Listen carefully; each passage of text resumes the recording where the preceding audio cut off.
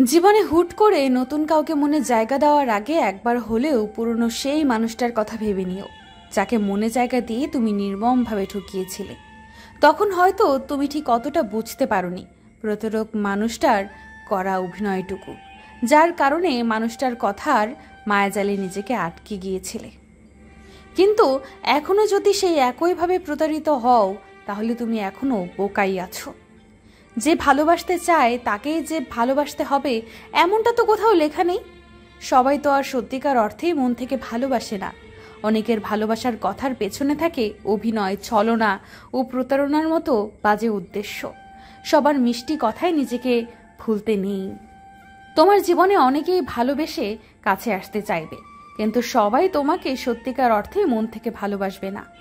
অনেকে শুধুমাত্র অতীত ভুলে থাকার জন্য নতুন কাউকে কাছে পেতে চায়। অনেকের কাছে ভালোবাসা শুধুমাত্র সময় কাটানোর জন্য। যে মানুষটা হুটহাট করে জীবনে চলে আসতে চায়, তার বিদায় বেলাটাও হুটহাট করেই হয়ে যায়। হঠাৎ করে চলে আসা মানুষগুলো সারা জীবন থাকতে আসে না। এরা অনেকটা অতিথি পাখির মতো খানিকটা সময় মনে নাড়া দিয়ে চলে যায়। অতিথি পাখি যেমন আটকে রাখা যায় না, এদেরও ধরে রাখা যায় না। যে জীবন থেকে চলে যেতে চায় তাকে যেমন জোর করে ধরে রাখতে হয় না, তেমনিভাবে যে জীবনে হঠাৎ করে আসতে চায় তাকেও সাথে সাথেই গ্রহণ করতে হয় না। মানুষটাকে অপেক্ষা করাতে হয়, তার ভালোবাসার পরীক্ষা নিতে হয়। এতে করে সঠিক মানুষটা চিনতে পারা যায়। জীবনে ভুল কোনো মানুষকে ভালোবেসে ঠকে যাওয়ার থেকে সারা জীবন একা থাকাটাই অনেক ভালো। এতে করে আর যাই হোক, অন্তত ভুল কোনো মানুষের স্মৃতি নিয়ে সারা জীবন বয়ে বেড়াতে হয় না। ভুল মানুষের স্মৃতি অনেকটা দেহে ক্ষত দাগের মতো।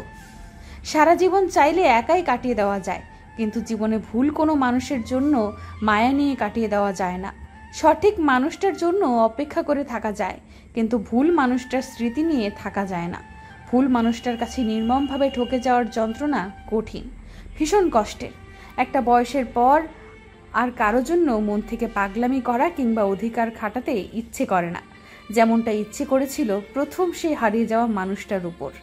এখন আর কেউ ব্যস্ততার অজুহাত দেখালে রাগ হয় না, কিংবা কোনো খবর না নিলেও অভিমান হয় না।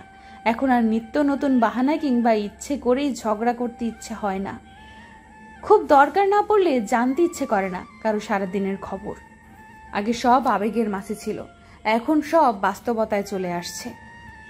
নির্দিষ্ট একটা সময়ের পর জীবনে অনেক কিছুই বদলে যায় মনের সব অনুভূতিও। ব্যস্ততার কারণে হোক কিংবা কখনো ভুল কোনো মানুষের প্রতারণার শিকার হয়ে মানুষটা যখন জীবনের মর্মটা বুঝতে পারে, তখন থেকে মানুষ উপলব্ধি করতে পারে নাটক কিংবা সিনেমার মতো জীবনের গল্পটা সাজানো যায় না। প্রথম যে মানুষটার উপর একবার মন আটকে যায়, সে মানুষটা চলে গেলে পুরো জীবনটাই বদলে যায়। পরে তার থেকে আরো যত সুন্দর কিংবা ভালো মানুষই জীবনে আসুক না কেন, ওই চলে যাওয়া মানুষটার মতো অনুভূতি আর কোনো মানুষের উপর পড়ে না, আর কারোর উপর মন আটকে যায় না। জীবন তো আর কারো জন্য থেমে থাকে না, তাই একটা পর্যায়ে নতুন মানুষ আসে, তার মতো করেই মানুষটা ভালোবাসতে শুরু করে। একটা পর্যায়ে এসে ধীরে ধীরে মানুষটা মায়ায় আটকে যায়, কিন্তু কেন যেন মানুষটার উপর আগের সেই অনুভূতিটা চাইলেও ফিরে পাওয়া যায় না। জোর করে হলেও মনের শূন্য স্থানে মানুষটাকে বসানো যায় না, ভেতরটা হয়ে যায় অনুভূতিহীন। তবুও কাউকে শুধুমাত্র জীবনে জায়গা দিতে হয়, কারণ মনের জায়গাটা অনেক আগেই বন্ধ হয়ে যায়। মনের জায়গায় খুব সহজেই কাউকে বসানো যায় না, যদি না ভেতর থেকে মানুষটার জন্য ডাক না আসে। জীবনের সব কিছুর কন্ট্রোল মানুষের কাছে থাকে, শুধুমাত্র মনের কন্ট্রোলটাই আমাদের কাছে থাকে না। জীবনে প্রথম মানুষটার জন্য সব কিছুর ক্ষেত্রে প্রথম অনুভূতিটা হয় একদম বিশুদ্ধ, নির্ভেজাল। কিন্তু দুঃখের বিষয়, সবার জীবনে প্রথম মানুষটা চিরস্থায়ী হয়ে থাকতে পারে না। ভুল মানুষের জন্য কিংবা ভুল মানুষটা চলে যাওয়ায় জীবন থেকে সমস্ত অনুভূতিও হারিয়ে যায়। একটা সম্পর্ক যখন একজনের কারণে ভেঙে যায়, তখন অপর মানুষটা বড্ড অসহায় হয়ে পড়ে। চাইলেও কিছু করা যায় না, বাস্তবতার কাছে হার মেনে নিতে হয়। যে মানুষটা সম্পর্ক ভেঙে চলে যায়, সে জানে না অপর মানুষটাকে কতটা আঘাত দিয়ে সে চলে গেল, কতটা একা করে চলে গেল। মানুষটা কখনো বুঝতে পারবে না স্বপ্নভঙ্গের যন্ত্রণা কতটা কঠিন হতে পারে, মন ভাঙার যন্ত্রণা কতটা ভয়াবহ হতে পারে। সম্পর্ক বিচ্ছেদের পর মানুষ যতটা কষ্ট পায় তার থেকে বেশি কষ্ট পায় হারানো মানুষটার ওপর অধিকার হারিয়ে ফেলার কারণে। কারণ বিচ্ছেদ শুধু মানুষটাকেই দূরে রাখে না, মানুষটার সাথে সমস্ত অধিকারটুকুও কেড়ে নিয়ে যায়। যে মানুষটার সাথে নিয়মিত কথা হতো এখন আর কথা হবে না, যাকে যখন তখন ফোন দেওয়া যেত এখন সেই অধিকার নাই, যাকে যখন তখন দেখা করার জন্য বলা যেত এখন সেই সুযোগ নেই। কারণে অকারণে যার সাথে নিয়ম করে মান অভিমান কিংবা ঝগড়া করা যেত এখন মানুষটা অন্য কাউকে নিয়ে ব্যস্ত। প্রিয় মানুষটাকে হারিয়ে ফেলার কারণে মানুষ যতটা কাঁদে তার থেকে বেশি কাঁদে মানুষটার উপর সম্পূর্ণ অধিকারটুকু হারিয়ে ফেলার কারণে। যাকে নিয়ে স্বপ্ন দেখত, একসাথে বাঁচতে চাইতো, এখন ওই মানুষটাকে নিয়ে নতুন কোনো স্বপ্ন দেখতে পারবে না, একসাথে বাঁচতে পারবে না, মানুষটা হয়ে যায় অন্য কারো। প্রেমের ক্ষেত্রে একটু পাগলামি না হলে প্রেম জমে না। একটু ঝগড়া, মান অভিমান এইসব প্রেমকে আরো মধুর করে তোলে। সব সময় সিরিয়াস কথাবার্তায় প্রেম জমে না, পাগলামি থাকতে হয়। পাগলামি ছাড়া প্রেম অনেকটা লবণহীন তরকারির মতো। সমস্যা হলো অনেকে পাগলামি বোঝে না, অনেকের কাছে পাগলামি এক ধরনের বিরক্তিকর মনে হয়, যার কারণে কেউ একজন পাগলামি করলে অপরজন এটাকে তিক্ততা অনুভব করে, ফলে সম্পর্ক বিচ্ছেদ হতেও খুব বেশি সময় নেয় না। যাদের কাছে পাগলামি বিরক্তিকর তারা অতি বাস্তববাদী মানুষ। বাস্তববাদী মানুষের প্রেম হয় না, হলেও টিকে না। পাগলামি কি, এটা কিভাবে আসে?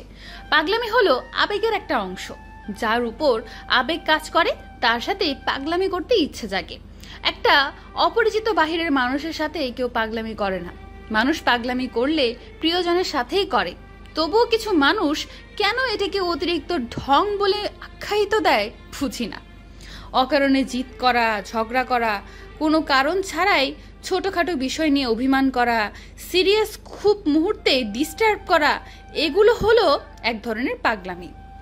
যে সম্পর্কে যত বেশি পাগলামি থাকে ঠিক সেই সম্পর্কে ভালোবাসাও ততটাই বেশি থাকে। পাগলামি শব্দের ব্যাখ্যা অনেক। পাগলামি কারা করবে? পাগলামি ছেলে মেয়ে উভয়ই করতে পারলেও বাহ্যিক দৃষ্টিতে পাগলামি মেয়েদের ক্ষেত্রেই বেশি শোভা পায়, কারণ পাগলামি মেয়েদেরই মানায়, ছেলেদের নয়। ছেলেদের মানায় রাগ, সংগ্রামী ও সাহসীতে। ছেলেদের ভালোবাসা প্রকাশ পায় ত্যাগে, দায়িত্ববোধে ও কর্তব্যে। মেয়েদের ভালোবাসা প্রকাশ পায় অভিমানের ঢঙে ও পাগলামিতে। প্রেমিক তো হয় সেই পুরুষ যে তার প্রেমিকার সকল অভিমান, ঢং ও পাগলামিকে সহ্য করে ভালোবেসে যায়। প্রেমিকা তো হয় সেই নারী যে তার প্রেমিকের সকল রাগ, সংগ্রামী ও সহযোগিতাকে পেছনে ফেলে হয়ে ওঠে নয়নের মণি।